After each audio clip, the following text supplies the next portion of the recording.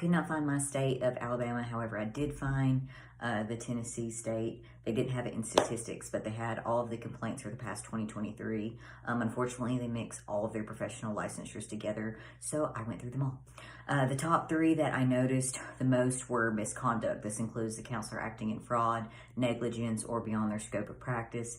One of the cases included consistent unwanted sexual comments from a male counselor. There were 7 misconduct complaints that were investigated and action taken.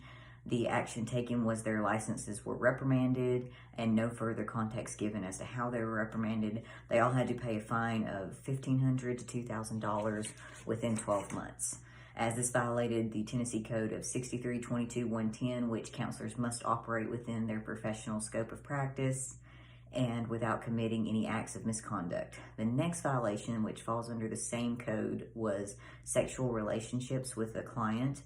Some were reprimanded and paid a $2,000 fine, as in their license was usually suspended, while some actually had to fully surrender their license and had to pay a $4,000 fine.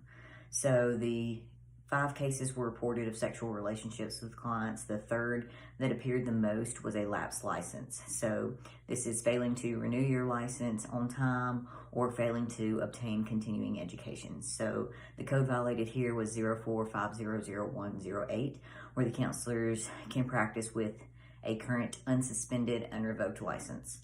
All cases received probation and a fine regarding the lapsed license. The state code just says to comply under the ACA Code of Ethics. The ACA Code of Ethics codes that were violated are sections A4B, roles and relationships with clients, section C2, which is professional misconduct, and section A1B, which is professional competence. The ACA Code of Ethics addresses counselor impairment in section C2D, emphasizing on counselors to be aware and address their own issues that could affect their duties. When a counselor recognizes that they are compromised, they are expected to take appropriate steps, which involve seeking consultation, supervision, or temporarily refraining from services until they can do so effectively. The Tennessee board just said to comply and follow the ACA Code of Ethics regarding this.